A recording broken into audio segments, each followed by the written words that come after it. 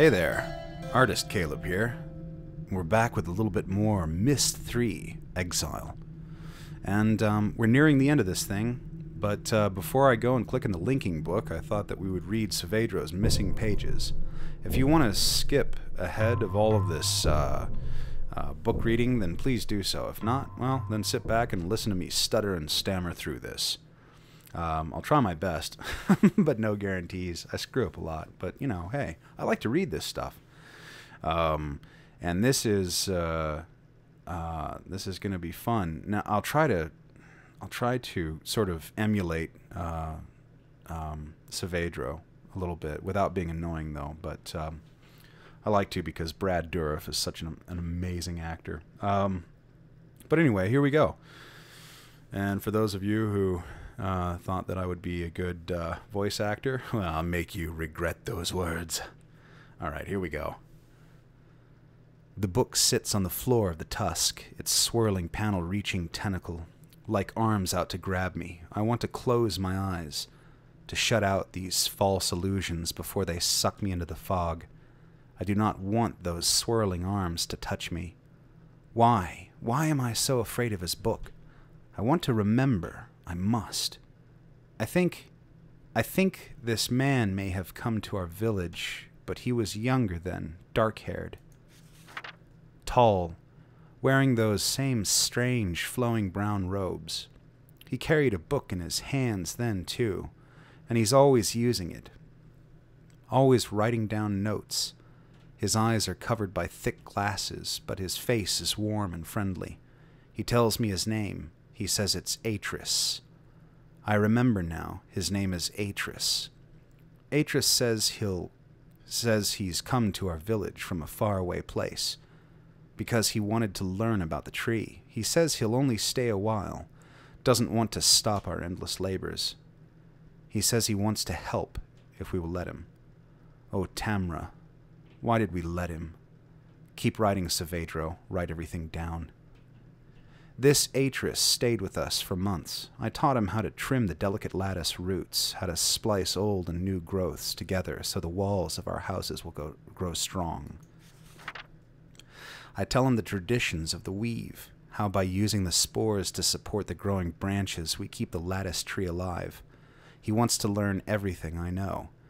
He wants Narayan to survive. I take him to the rift, to where the sea flows through gaps in the world.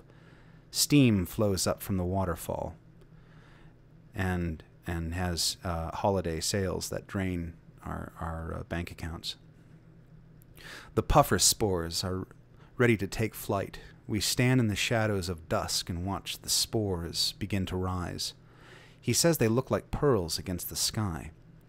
Then he points to one of the spores. It's smaller than the rest, small enough to fit the niche we'd woven into the branches that morning. Its skin is milky white, with just the faintest touch of pink. That one, Atris said. That should support our new daughter's room perfectly. Sorry, that should support your new daughter's room perfectly, I think. Our new daughter's room? Whoa, how did that happen? I remember, I nodded. Then I raised my pipe and played. Atris stood behind me, holding his breath as my song drew the hollow spore in close. As soon as it was near, he threw the net and dragged it in. This is what I remember. This is why I said he could send his sons. Okay, and I wrote down the pages here. And sure enough, this is one that we read as well. All right. Focus, Saavedra. You must not let the fog come and swallow you. There are long spells, I think, days, maybe months at a time, when I can't remember what I've done. The fog rolls so thick around me, even if I hold my hand in front of my eyes, I barely see it. I strain and strain and strain, but nothing sticks. I think his sons came to visit us twice on Narayan. The first time Atris asked me to meet them, he told me they would come through the book. He says, they will not understand how your words fit together, but they will use them to open the shield. Narayan, he says, is where their lessons come together. Narayan is the sum of what they must learn. I remember Tamra was carving a spirit mask into the tree the day before the boys arrive. She tugs my sleeve to get attention, points at a glide ship in the sky. I am shocked by how young the boys appear. They look so much like their father, yet they are different somehow, too. As though they have slightly different DNA, as though there was a woman involved at some point. I don't know. I can't figure. They're more impatient, and they're angry not to be treated like men. I take them to our home. I tell them I would teach them how to care for it. I say, together we will encourage the lattice tree to grow tall. They ask me why they have to work so hard. They tell me, "No, Saavedro, that was later. That was after Atris took them away. You know this because when you see them saying these things, they're older. Their faces have become angled and hard. They have grown up into men, and something dark is in their eyes. Yeah, probably pupils or something like that. They tell you they've come back to fix Narayan." Okay, so this part we've read, and I think this we have not. The memories flood over me too fast. They race around inside my head, filling my soul with despair. And the more I think about how nothing can be done, how no one can be alive outside his shield, the faster the fog rushes in. I can lose myself in the fog. When it's thick enough, I can let go and be safe. I can start to forget, but I must not forget. I must remember every lie they told my people. How they manipulated us all to get what they wanted. They told me they had come to fix my world. They asked me to arrange a meeting with the elders. The books they carried in with them showed other worlds. Beautiful places where people didn't have to work so hard to survive. They told my people that Atris had written these books, that he had written Narayan, but that he'd made our world unstable. They said he wanted to make us slaves to the tree. They asked me, "Don't you remember, Saavedro? Our father wrote this world to teach us, to show his sons what an age shouldn't be."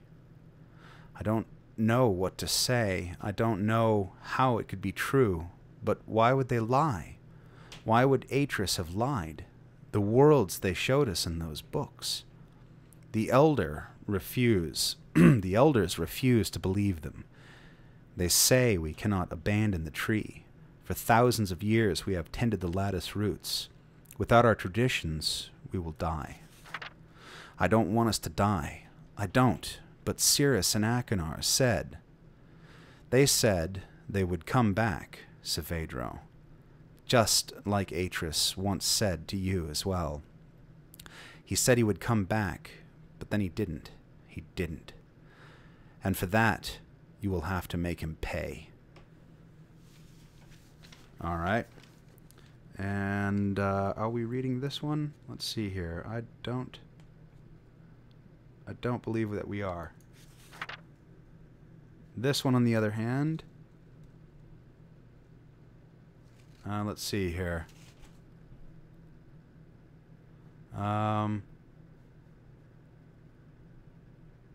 Nope.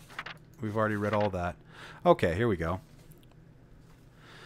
I have desecrated the poem he placed in the columns.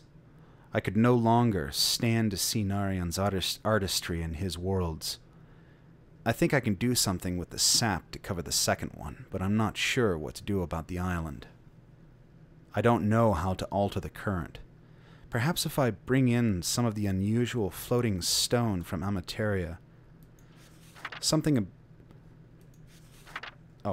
about the molecular composition of the rock in that age causes it to attract and repel other stone quite forcefully. Maybe if I introduce some of it into the soil on the island, it will interfere just enough to damage the last poem. I will have to conduct some experiments. And here he is conducting experiments. 7 and 9 and 16. Let's see, I've got the toilet plunger that goes like this, and go... And, okay. On we go! However, holy cow, time flies. Let's see here. We've already read this. No. No, as it turns out, we haven't. Let's see if we can read it really fast. It is taking me too long. Every minute I spend searching his house runs the risk of someone walking in and finding me. I would bring his journals to the tusk, but I'm afraid he will notice them gone. Already I'm afraid of what he knows, of what his wife might know. She almost caught me last time.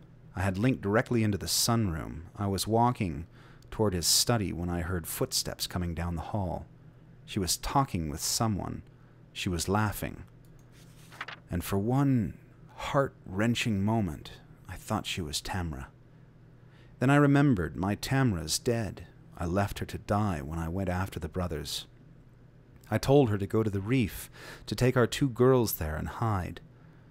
I took the necklace she gave me to remember her, and I told her, "Oh God, Tamra, I told you it would be all okay. It would all be okay. For years I prayed. My words were not a lie. That you had made it to..." Oh, it just says that you had made it to reef. I'm sure he meant to the reef. That you were tending the... Oh, see? You know what? Huh. I screw up every once in a while when I talk. These people screw up every once in a while when they write. I'm not so alone. Forever alone. Okay. That you were tending the alien lattice... ailing... Not alien lattice. Ailing lattice roots. By the weaving Tamra, how I prayed. Until I opened his machine. I saw Narion through his shield. And even though the barrier kept me locked inside, I knew the lattice tree had died. Narion can't survive without the tree. No one can be alive outside his shield. Standing in Atris' house, knowing that my wife and children were dead, I felt the fog roll toward me again. And as much as I wanted to give in to its numbness, I couldn't. I couldn't let Atris' wife find me standing there. Somehow I waded through the haze. That's not house, it's haze. I made my way to the study, found the book that would take me back to Jnanin. It was right where I'd left it. Right where they might not see it. Where they might not see it fall. I placed my hand on the panel, heard the door behind me opening, and then the study disappeared. She almost saw me. I know it. It was much too close this time. If the book hadn't been where I'd left it. Next time I'll bring a book from one of his other ages with me, just in case it happens again. Alright, well, so we'll just leave it here for a second, and then we'll come back to it in just a few minutes. Alright.